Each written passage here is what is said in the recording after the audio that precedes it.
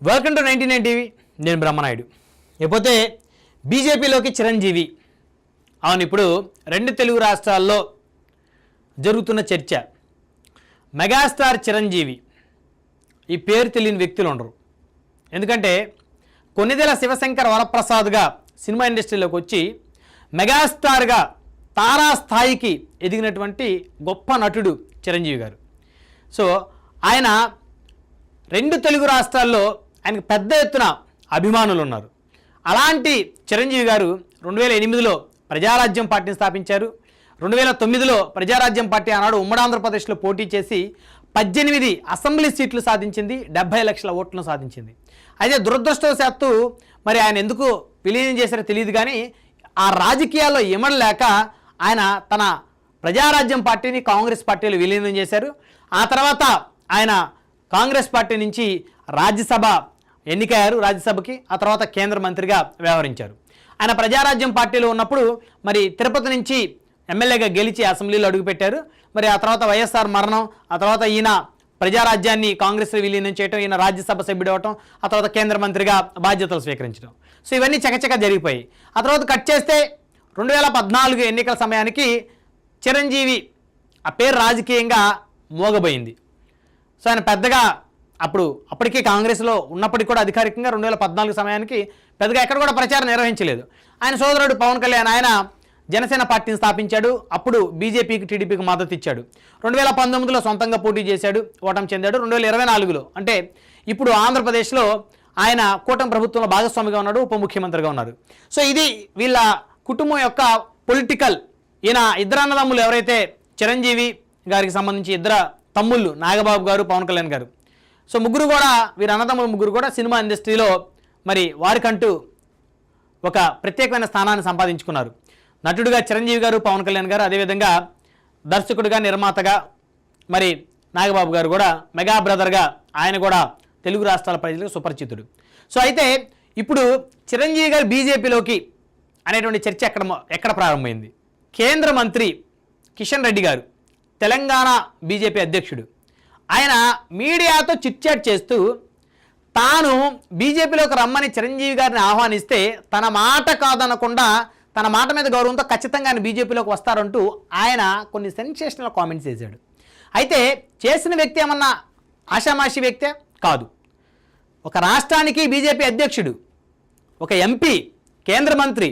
మరి అలాంటి వ్యక్తి అంత ఆషామాషిగా మరి మాట్లాడేస్తారా? సో ఆ స్థాయి వ్యక్తులు మాట్లాడితే ఖచ్చితంగా దాని వెనక ఏదో ఖచ్చితంగా ఒక అర్థం ఉండే ఉంటుంది, ఒక వ్యూహం ఏదో ఉండే ఉంటుంది. ఇప్పుడు అదే రెండు రాష్ట్రాల్లో చర్చానీయాంశంగా మారింది. అయితే చిరంజీవి గారు రాజకీయాల్లోకి రావాలని చాలామంది కోరుకుంటా ఉన్నారు. ఎందుకంటే ఇప్పుడు రాజకీయాలు మలినం పట్టిపోయినాయి. సో నిజాయితీ పరులు పెద్దగా రాజకీయాల్లో లేరు. అయితే ఈయన ఇప్పుడున్నటువంటి రాజకీయ నాయకులతో పోలిస్తే 100 రెట్లు బెటరు. తాను ఆ విధంగా పరుషు పదజాలాన్ని ఉపయోగించలేక, అగ్రెసివ్గా వెళ్ళలేక మరి ప్రజారాజ్యం క్లోజ్ చేశాడు.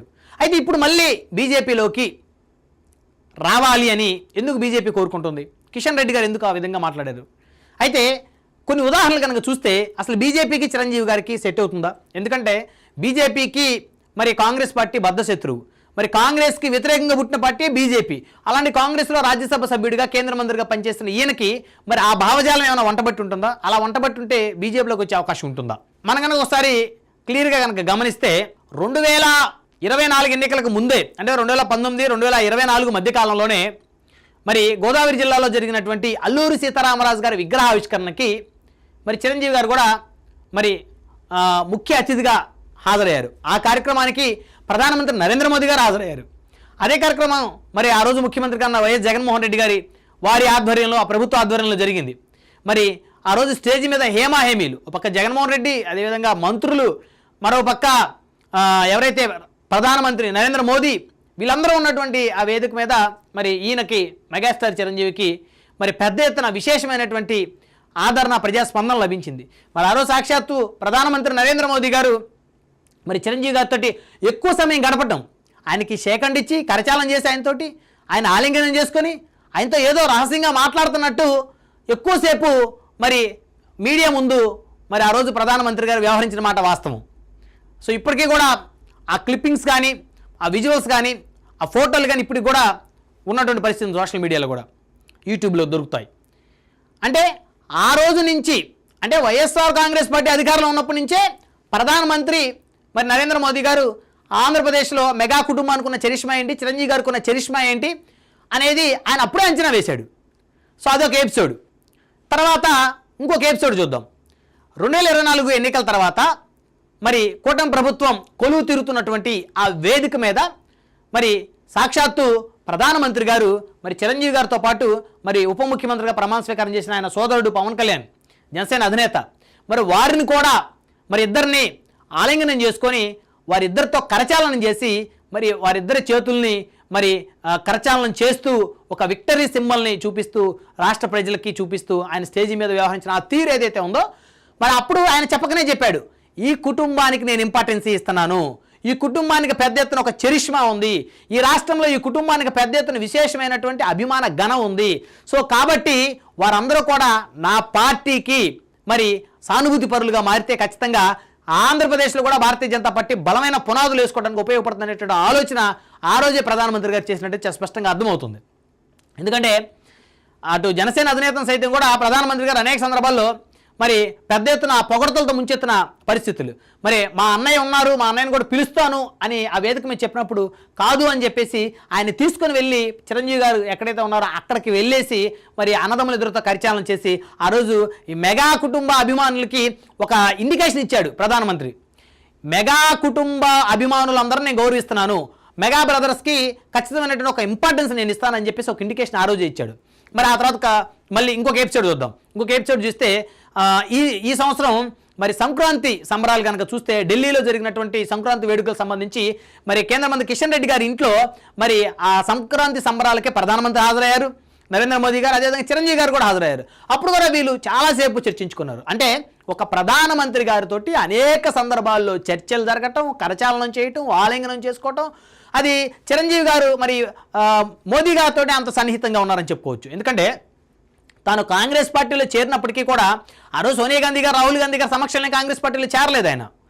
ఆయన ఆ రోజు ఉన్నటువంటి ఆంధ్రప్రదేశ్ రాష్ట్ర వ్యవహారాల ఇన్ఛార్జ్ ఎవరైతే గులాం నబీ ఆజాద్ గారు ఉన్నారో మరి బహుశా వారి సమక్షంలోనే ఆ రోజు చేరిన పరిస్థితి ఉంది. అంటే ఆ రోజు సోనియా గాంధీ గారు, రాహుల్ గాంధీ గారు మరి ఎందుకు ఆయనకి ఇంపార్టెన్స్ ఇవ్వలేదో తెలియదు. ఆయన తమ పార్టీని వారి పార్టీలో కలుపుకొని మరి ఆయనకి రాజ్యసభ ఇచ్చారు, తర్వాత కేంద్ర మంత్రిని చేసినప్పటికీ కూడా ఆయన్ని డైరెక్ట్గా వాళ్ళు వచ్చి కండవాయలేదు. వాళ్ళు ఎప్పుడు కూడా ఈ స్థాయిలో కరచాలనం ఎప్పుడు కూడా రాహుల్ గాంధీ గారితో చిరంజీవి గారికి లేదు. కానీ నరేంద్ర మోదీ గారు ఇప్పుడు కాదు, గత కొన్ని సంవత్సరాల నుంచి కూడా ఈ కుటుంబానికి ఇంపార్టెన్స్ ఇస్తున్నాడు, చిరంజీవి గారికి ఇంపార్టెన్స్ ఇస్తున్నాడు. అయితే ఇప్పుడు ఆయన బీజేపీలోకి ఎందుకు వెళ్తారు అనే ఎపిసోడ్ గురించి మనం మాట్లాడదాం. అసలు వెళ్తే ఉపయోగం ఏంటి? ఈరోజు ఆంధ్రప్రదేశ్లో జనసేన పార్టీ సొంతంగా ప్రభుత్వాన్ని ఏర్పాటు చేయాలంటే ఇంపాసిబుల్. ఇప్పుడున్న పరిస్థితి, ఆ పార్టీకి ఉన్నటువంటి ఆర్థిక వనరులు కానీ, ఆ పార్టీ గ్రౌండ్ లెవెల్లో ఉన్నటువంటి క్యాడర్ కానీ, ఆంధ్రప్రదేశ్లో ఉన్నటువంటి కుల రాజకీయాలు కానీ, ఇవన్నీ కూడా ఈ ఎపిసోడ్ ఈక్వేషన్స్ అన్నీ చూసుకుంటే అంత ఈజీ ఇప్పటికిప్పుడు కాదు. కానీ దేని ద్వారా సాధ్యమవుతుంది? ఖచ్చితంగా భారతీయ జనతా పార్టీ ద్వారానే సాధ్యమవుతుంది అనేటువంటి ఒక అభిప్రాయం కనుక వారికి కలిగితే, సో ఇప్పుడు జనసేన అధినేత పవన్ కళ్యాణ్ గారు ఆయనకు పార్టీ ఉంది, పార్టీ అధినేతగా ఉన్నాడు, ఆయన వెళ్ళి ఆయన పార్టీని బీజేపీలో మెర్జ్ చేయలేడు, అది ఇంపాసిబుల్. ఒకవేళ తమ పార్టీలని ప్రాంతీయ పార్టీలు ఏవైతే ఉన్నాయో జాతీయ పార్టీలు విలీనం చేస్తే ఆ చేసిన రోజే గౌరవం గుర్తింపుగా ఆ తర్వాత నుంచి వారిని ఎవరు పట్టించుకునే పరిస్థితి ఉండదు. సో కాబట్టి తన సోదరుడైనటువంటి ఈయన చిరంజీవి గారు భారతీయ జనతా పార్టీలో ఉంటే కీలకమైనటువంటి పొజిషన్లో ఉండి ఈయనకు ఒక రాజ్యసభ కేంద్ర మంత్రి ఆ స్థాయిలో కనుక మోదీ గారు కనుక ఈయనకు అవకాశం ఇస్తే మరి ఈయనే తమ్ముడితోటి మరి ఆంధ్రప్రదేశ్ రాజకీయాల గురించి చర్చించే అవకాశం ఉంటుంది. సో అన్నదమ్ములు ఇద్దరు కలిసి కూడా ఇక్కడ రాష్ట్రంలో మరి వారి పార్టీని, కేంద్రంలో భారతీయ జనతా పార్టీకి ఉపయోగపడే అవకాశం ఉంటుంది. దాని ద్వారా Bharatiya Janata party vote bank పెంచుకోవచ్చు. సో గత ఎన్నికల్లో చూస్తే భారతీయ జనతా పార్టీ పోటీ చేసినటువంటి అతి తక్కువ స్థానాలు పోటీ చేసింది. ఈసారి దానికి 4-5 స్థానాలు ఎక్కువ స్థానాలు పోటీ చేసేటువంటి అవకాశం భారతీయ జనతా పార్టీకి వస్తుంది. అలా రావాలంటే జనసేన పార్టీ లాంటి పార్టీలతో కలిసి ముందుకెళ్తేనే భారతీయ జనతా పార్టీ కనీసం ఒక 50-60 స్థానాలు పోటీ చేసే అవకాశం ఉంటుంది. లేదు భారతీయ జనతా పార్టీ జగన్మోహన్ రెడ్డి గారు లాంటి పార్టీలతో కలిసి పోటీ చేస్తే కనీసం ఆయన 10 సీట్లు 15 సీట్లు కూడా మించి ఎక్కువ ఇచ్చే పరిస్థితి లేదు. డైరెక్ట్గా తెలుగుదేశంతో పోటీ చేస్తే ఓ 15-20 సీట్లు మించి ఇచ్చే పరిస్థితి లేదు. అదే జనసేన లాంటి పార్టీతో కనుక కలిసి పోటీ చేస్తే ఖచ్చితంగా సగం సీట్లు Bharatiya Janata party assembly సీట్లైనా parliament సీట్లైనా మరి తీసుకొని వారి యొక్క పార్టీ సింబల్ మీద వారి నాయకులకి సీట్లు ఇచ్చుకునే అవకాశాలు ఉంటాయి. సో కాబట్టి జనసేనకు బీజేపీ అవసరం, బీజేపీకి జనసేన అవసరం. ఖచ్చితంగా ఆంధ్రప్రదేశ్ రాష్ట్రంలో ఇప్పుడు కాదు, ఇంకొన్ని సంవత్సరాలకైనా సరే అవసరం ఉంది. అదేవిధంగా చిరంజీవి గారు భారతీయ జనతా పార్టీలో జాయిన్ అయితే ఈయన అవసరం ఒక ఆంధ్రప్రదేశ్ కాదు, తెలంగాణలో కూడా బలమైనటువంటి ఈయనకు అభిమాన గణం ఉంది. సో తెలంగాణలో కూడా ఇక్కడ భారతీయ జనతా పార్టీ సంబంధించినటువంటి ఆల్రెడీ ఇక్కడ తెలంగాణలో బలమైనటువంటి ఓట్ బ్యాంక్ ఉంది, వారికి ఎమ్మెల్యేలు ఉన్నారు, వారికి ఎంపీలు ఉన్నారు, అదేవిధంగా వారికి మంత్రులుగా కేంద్ర మంత్రులుగా వ్యవహరిస్తున్న ఎంపీలు ఉన్నారు. సో కాబట్టి ఇక్కడ ఇంకా బలం అవుతుంది. వచ్చే ఎన్నికల్లో మరి తెలంగాణలో భారతీయ జనతా పార్టీ బలమైన పునాదులు మరి ఇంకా వేసుకోవడానికి ఆల్రెడీ బలమైన పునాదులు వేసుకున్నారు. ఆ పునాదుల మీద కట్టడాలు కట్టుకోవడానికి చిరంజీవి గారు లాంటి పర్సనాలిటీ కనుక బీజేపీలో కనుక వస్తే ఖచ్చితంగా సినీ గ్లామర్ బీజేపీకి లేదు కాబట్టి రెండు తెలుగు రాష్ట్రాల్లో ఖచ్చితంగా ఆ గ్లామర్ ఉపయోగపడుతుంది. ఒక పక్క ఆంధ్రప్రదేశ్లో తమ్ముడు పార్టీ నరేంద్ర మోదీ గారితో సఖ్యతగా ఉన్నాడు కాబట్టి ఆయన ఇప్పుడల్లా ఆయనతోటి తెగదింపులు చేసుకున్న పరిస్థితి కనపట్లేదు కాబట్టి ఇటు అన్నాను కనుక బీజేపీలో హోల్డ్ చేసుకుంటే అన్నదమ్ములు ఇద్దరితో కలిసి రెండు తెలుగు రాష్ట్రాల్లో రాజకీయం నడిపించుకోవచ్చు, తద్వారా రాజకీయంగా భారతీయ జనతా పార్టీ బలమైన ముద్ర వేసుకోవచ్చు అనే అభిప్రాయంలో ఉన్నారు. ఇప్పటికే సనాతన ధర్మం పేరుతోటి పవన్ కళ్యాణ్ ఆంధ్రప్రదేశ్ ఉప ముఖ్యమంత్రి పవన్ కళ్యాణ్ గారు మరి భారతీయ జనతా పార్టీని పూర్తిగా అనుసరిస్తూ ఉన్నారు. ఇప్పుడు ఆయన సోదరుడైన చిరంజీవి గారు మరి ఆయన కూడా భారతీయ జనతా పార్టీలో కనుక తెచ్చుకుంటే మరి రెండు తెలుగు రాష్ట్రాల్లో భారతీయ జనతా పార్టీ బలమైనటువంటి పునాదులే కాదు కట్టడాలు నిర్మించుకోవడానికి అవకాశం ఉంటుందనేటువంటి ఆలోచన బీజేపీ పెద్దలకైతే ఖచ్చితంగా మనసులో ఉందని చెప్పుకోవాలి. సో అదే మెల్లిమెల్లిగా మెగా అభిమానులకి వారికి ఒక ఇండికేషన్ ఇస్తా ఉన్నారు ప్రధానమంత్రి నరేంద్ర మోదీ గారు. ఎందుకంటే 70 లక్షల ఓట్లు 2009లో ప్రజారాజ్యం సాధించిందంటే చిన్న విషయం కాదు. అప్పుడున్నటువంటి వైఎస్ రాజశేఖర రెడ్డి గారి యొక్క చరిష్మాను తట్టుకొని అదేవిధంగా అప్పుడు టీఆర్ఎస్ అదేవిధంగా తెలుగుదేశం లాంటి పార్టీలన్నీ కూడా కలిసి మహాకూటమిగా ఏర్పడి లెఫ్ట్ పార్టీలన్నీ కూడా కలిసి మహాకూటమిగా ఏర్పడి మరి ఆ రోజు వారు బలమైనటువంటి పోటీ ఇచ్చిన ఆ నేపథ్యంలో అన్నీ తట్టుకొని దాదాపు 70 లక్షల ఓట్లు సాధించినటువంటి ఆ యొక్క మెగా కుటుంబానికి ఉన్నటువంటి చరిష్మా మరి కేంద్రంలో ఉన్నటువంటి నరేంద్ర మోదీ గారికి కేంద్రంలో ఉన్నటువంటి ఢిల్లీ పెద్దలందరికీ తెలుసు కాబట్టి ఆ కుటుంబానికి బలంగా వారిని ఇంపార్టెన్స్ ఇచ్చి వారితో కనుక కలిసి ముందుకు వెళ్తే ఖచ్చితంగా రెండు తెలుగు రాష్ట్రాల్లో కాషాయం జెండా ఎగరేయడానికి భవిష్యత్తులో మంచి అవకాశం ఉంటుంది అనేటువంటి ఒక ఆలోచనలు అయితే బీజేపీ ఇప్పటికే వచ్చినట్లయితే స్పష్టంగా అర్థమవుతుంది.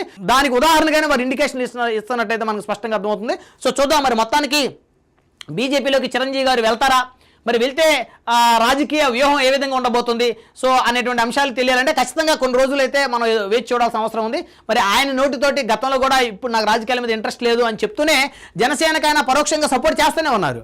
సో అదేవిధంగా మరి అలాంటప్పుడు మరి తమ్ముడు కూడా కలిసి తమ్ముడితోటి మరి ఎవరైతే ప్రధాని మోదీ గారు కూడా చర్చలు కనుక జరిపి చిరంజీవి గారిని కనుక బీజేపీలో కనుక తీసుకుంటే మరి ఆంధ్రప్రదేశ్ తెలంగాణ రాజకీయ ముఖచిత్రం మరి ఏ మేరకు మారుతుందో మరి వేచి చూద్దాం.